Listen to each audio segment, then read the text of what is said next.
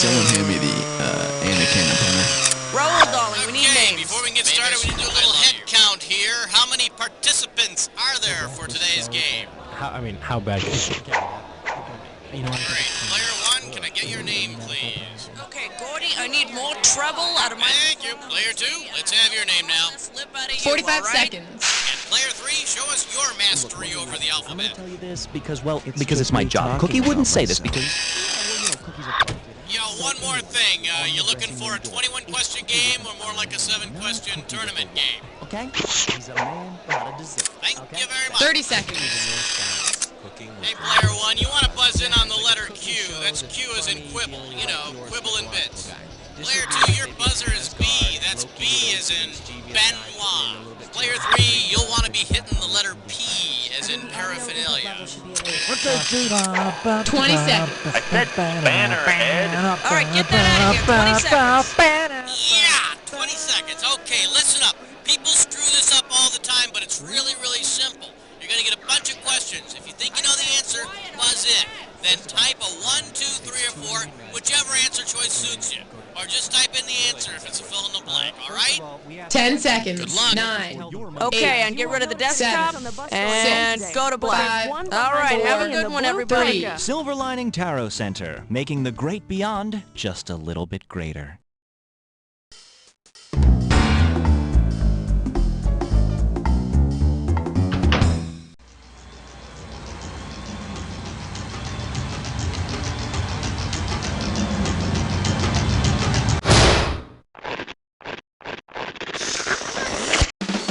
It's time for the show where high culture and pop culture collide.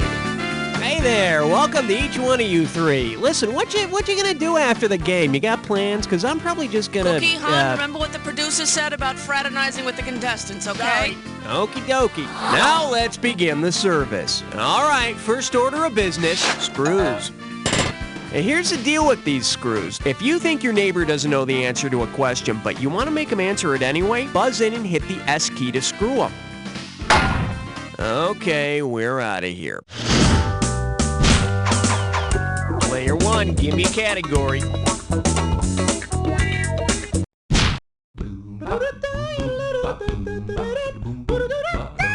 Well, looks like this category is, Christ, who left this mess? I'm giving out $3,000 for a right answer. Just step up and take a swing at this one. If Andy Warhol had included references to some of his other famous works when he painted his Last Supper series, which of these would you not have seen? Mary ordering a Starbucks, Peter washing pots with a Brillo soap pad, Paul drinking Coca-Cola, or Jesus eating Campbell's soup? All yours, player one. Oh, player one, who's getting screwed? So what's the answer, player two? No, Paul was a big Coke fan. He liked to entertain the apostles by drinking lots of it and then burping the 10 Commandments. Player one, player three, who wants it? Player one, hit it. Andy Warhol painted many advertising images, but he never copied Starbucks. Would you like room for cream? No, my son, my cup runneth over. Player one, it's up to you. What?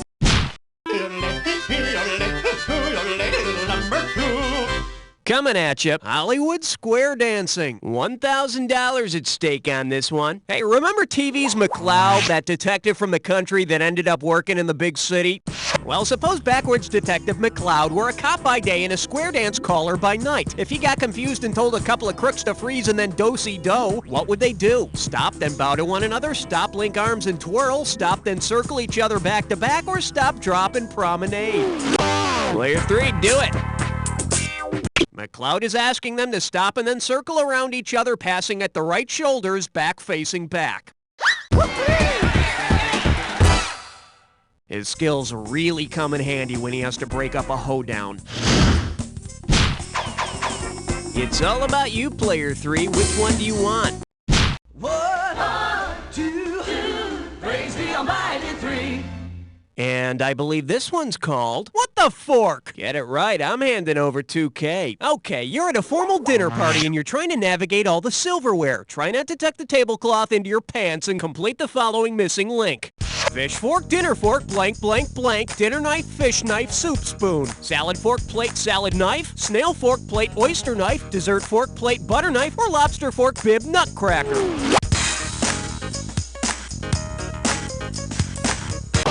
Player 2, grab it.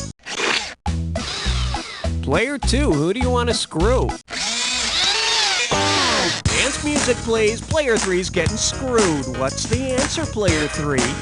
In a formal play setting, the salad fork and knife are closest to the plate. Or you could forget the whole thing and bring your own plastic spork from Taco Bell. Guess what, player 2? You're the one who's screwed.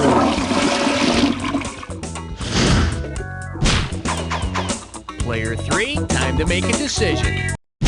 You can't stop at 3, no, you gotta head for, yeah! May I introduce... What? How does $2,000 sound? Okay, most of us are aware of the hearing loss suffered by the composer Ludwig van Beethoven. But did you know he's back and playing in your community orchestra? Say during a concert, Beethoven mishears the conductor and plays a chicken instead of a cello. If the music says for him to play pizzicato, what will he do to the chicken? He'll rub it lightly, he'll pluck it, he'll hit it with great force, or he'll pass a bow across it.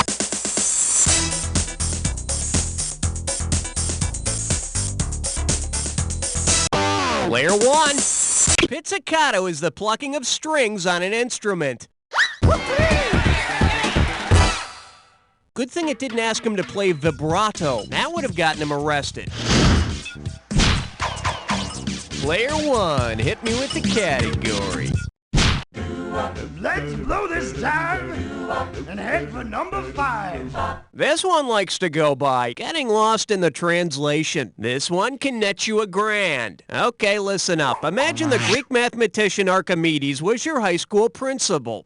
If Principal Archimedes wanted to test how dense his students were, which experiment might calculate their density? Having them pass gas into balloons, slicing them in half to measure their width, submerging them in water and weighing them, or dropping them from a cliff and timing them?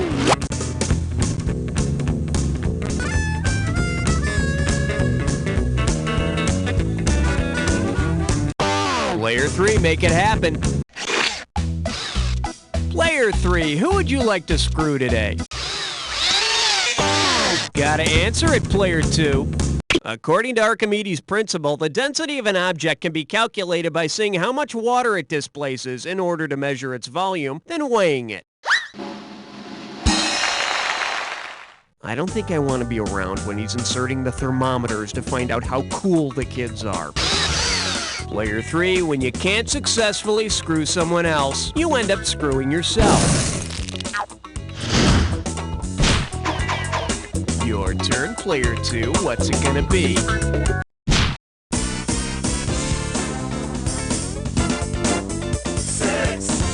The category is, no thanks, I'm not hungry. $3,000 for this one. Okay, listen up. If your family's anything like mine, the holidays are a trying time. Let's say that your grandmother hates to have her food touching at the Thanksgiving table. You know, like potatoes touching the cranberry sauce or the turkey touching the carrots.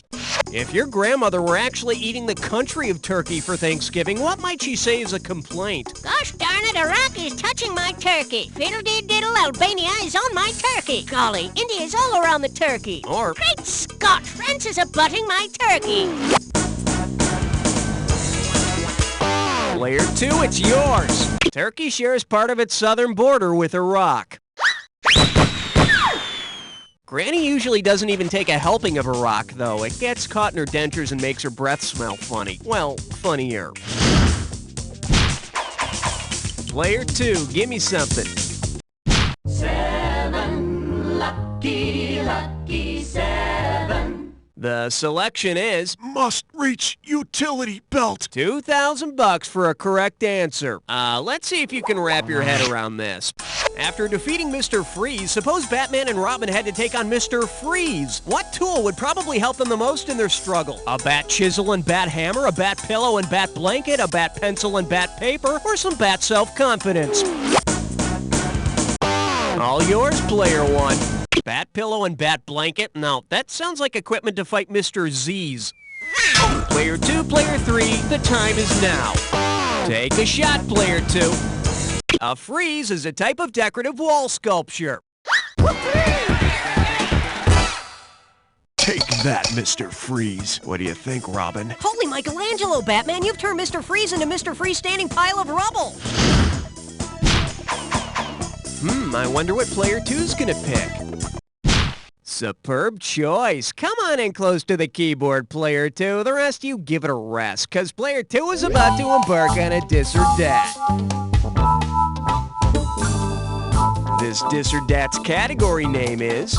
Now that's service. Okay, I'm gonna read off 7 brand names, and for each one I need you to tell me whether it's a well-known brand of coffee or a well-known brand of tea. If it's coffee, press 1. If it's tea, press 2. And press 4 if you want to skip.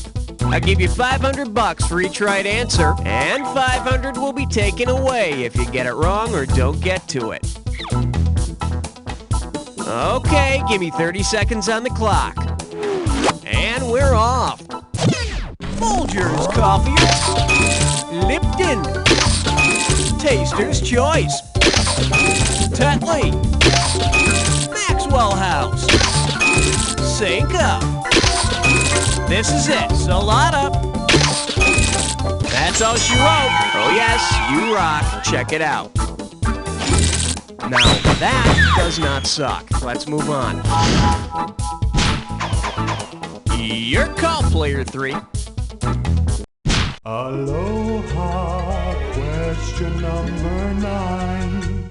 This one's called Cheesy Music and the Countries That Love It. And it's worth $2,000 if you get this one right. All right, Barry Manilow writes the songs that make the whole world sing, but if the whole world actually were to break into song, which of these tunes would have the biggest chorus? A Spanish Somewhere in the Night, a Mandarin Mandy, a Cantonese Copacabana, or a Hindi Urdu Looks Like We Made It?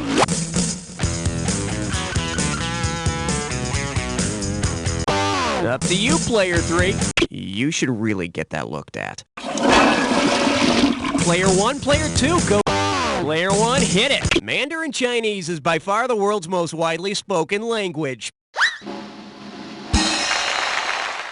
Well, after Manilowese, of course.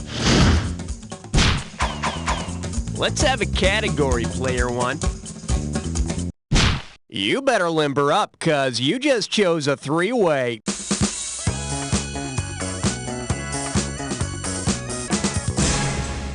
Okay, listen up. This is pretty simple. You're gonna see a 3-way like this one. When the correct 3-way member is lit up, buzz in. If you make a match, you pocket $1,000. But watch out, if you're wrong, you'll lose $1,000 every time you're wrong.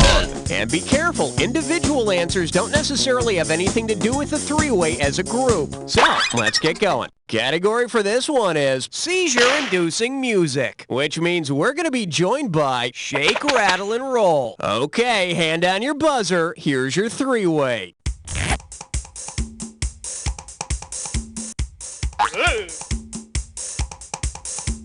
Oh, yes! Oh, yes! Oh, yes!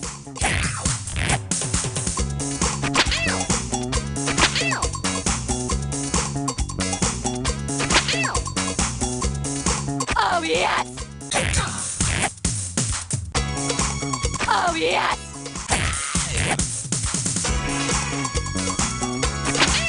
Oh, yes!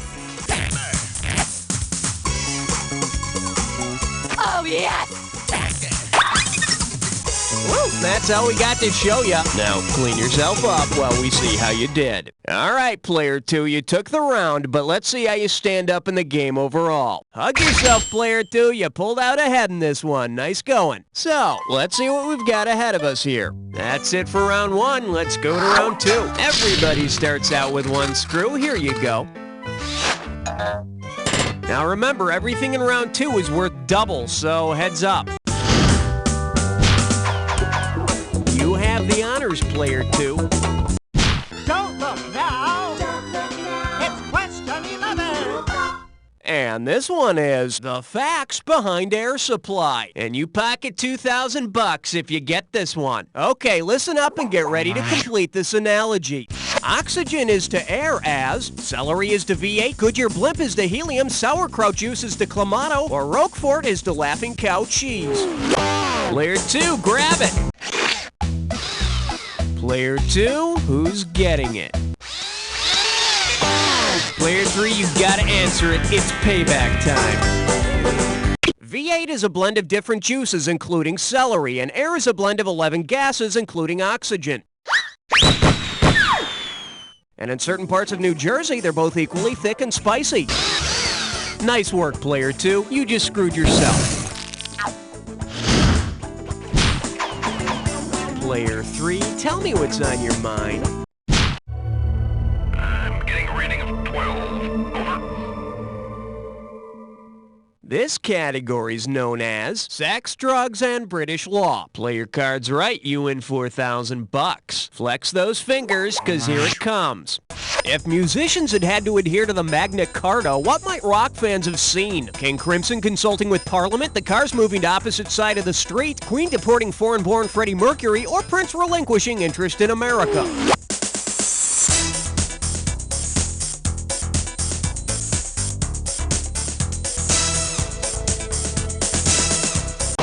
Player 3, do it!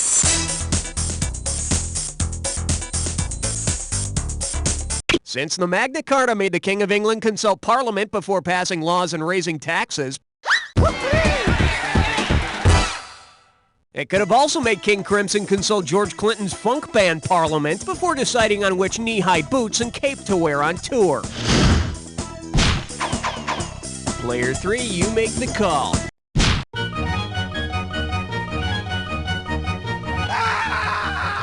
Okay, give it up for Hungry Hippology. Better wake up, there's $6,000 at stake. Let's see how you handle this one. Which of the following fictional characters would frighten you if you suffered from hippophobia? Mr. Ed, Henrietta the Hippo, Porky Pig, or Dumbo? Player 1. Believe it or not, hippophobia is the fear of horses, not hippopotami, and Mr. Ed, of course, is a horse. A horse? I'm not afraid of a stupid horse. Oh, please, get it away from me! Player 1, ante up. Ain't no love like number 14. The category? Outer space kids are sissies. How does $4,000 grab you? Hey, remember that TV program, The Big Blue Marble? Suppose the Earth really were a big blue marble and the universe were a big circle. If an extraterrestrial played marbles with the planets, how would it win our big blue marble? Shoot through the universe and not hit Earth? Knock Earth out of the universe with a shooter? Shoot out all the planets except Earth? Player 1, hit it. Player 1, who you want to screw?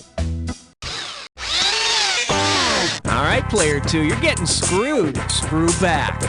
This hurts you more than it hurts me. Player 1, Player 3. To win Earth, an alien would have to knock Earth out of the circle without the shooter leaving the circle. And you know how kids are with toys. Sooner or later, the extraterrestrial mom will be complaining about all the planets under the couch. Player 3, give me some category. Not 14, not 16, you're right in between. Pucker up for Socialist won the three-legged race. And get this one right, you got 4K coming your way. Phew, thank God we got over the Red Scare thing, huh? I was beginning to worry. If all of history's communist leaders were playing a game of Red Rover, how might Chairman Mao complete this sentence? Red Rover, send Benito Mussolini right over, send Joseph McCarthy right over, send Ho Chi Minh right over, or send Kublai Khan right over.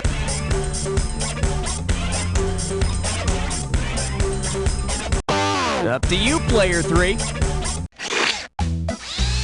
Player 3, who gets the pointy end? Gotta answer it, Player 2. Red Rover, send Vietnamese Communist leader Ho Chi Minh right over. I love playing Red Rover with the communist leaders. They're all like 90 years old, and it's really easy to break through their line. Guess what, Player 3? You're the one who's screwed. Category time. Player 2, it's your call. Uh-oh, left nut kick, I'm sore. It's time for Flickerish Lesson. Your gibberish category for today is Zen and the Art of the Boys in Blue. We're talking $10,000 prize on this gibberish question. Now, don't get nervous, but the more time you take, the less cash you get. Okay, tell me what advertising slogan this rhymes with. Go for it, player 2. Type in your answer. Come on, why do people do this? It's just childish. That's the last straw, man. I'm not gonna stand for this no more. I say, cut off their fingers for typing in the naughty words and shove them in their mouth and sew their lips shut. And No, that's really harsh. Force them to run them out of town on a rail. Wait, why don't we take some cash away first? Or that. Cookie, the cash ain't gonna do it, Yeah, man. I know, that sucked. Let's change the name. Let's give him a different name. That'll piss him off. That always works. That's Yeah. How about, all right. Yeah, that's a good one. I don't think that's how you spell it. No. Well, all right, idiot. Okay, let's get back to the game. What'd you call me? No, I was talking to the other guy. Oh. Hey, here you go, player 3.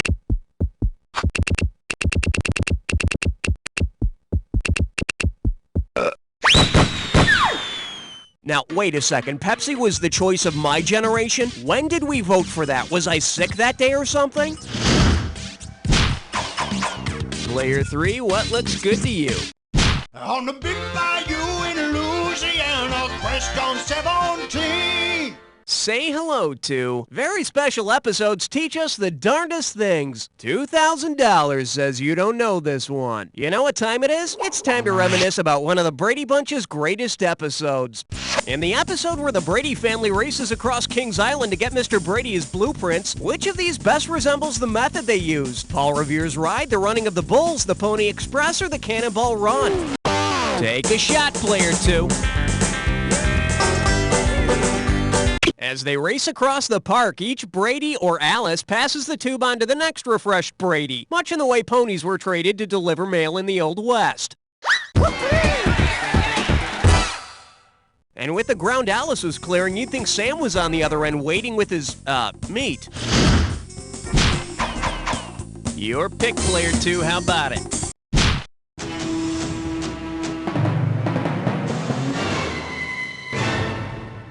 Now serving, it's a dog. It's a game for old people. Wait, it's both. Hello, we're talking $6,000, so pay attention. Remember that song about the farmer and his dog? Well, let's change the subject of the song and you tell me the next lyric.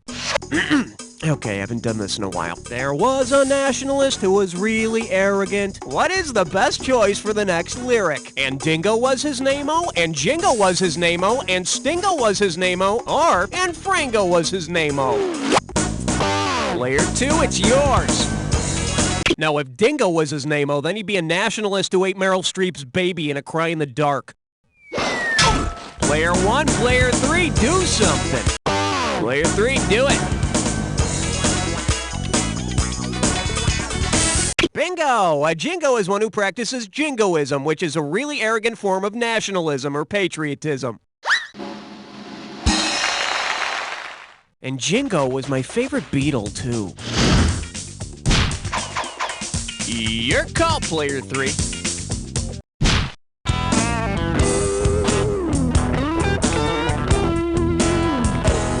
Let's see what we got going. Thanks for ruining the movie for me. Get a right answer, you're walking away with $4,000. All right, imagine this one.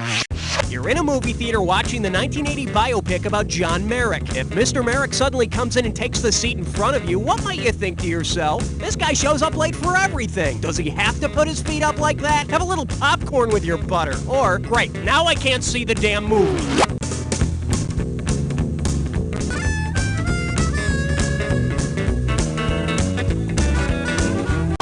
Player 2, grab it.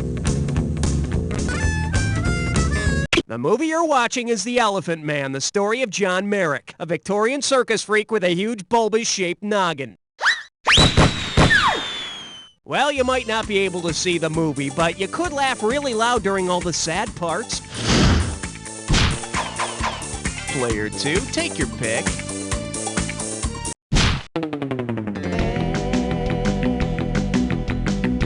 open wide and get ready for Monet Monet. 4,000 big ones for a right answer here. Think fast.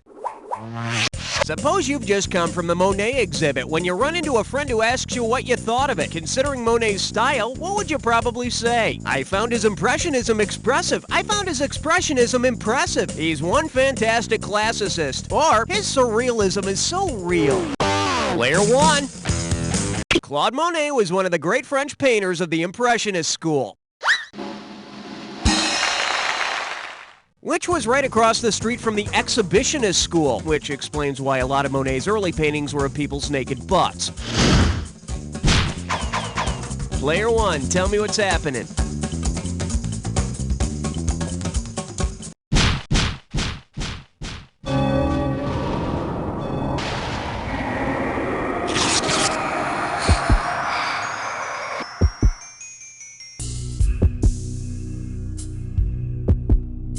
All rise, the attack is now in session. If you see two words that go together on the screen, buzz in and you've got $2,000. Hit your buzzer when they don't go together. You can kiss $2,000 goodbye. Here's the fun part. Remember the clue. The words only match if they fit this clue. That's one animated heroine. Better not play like you're in suspended animation. Here we go.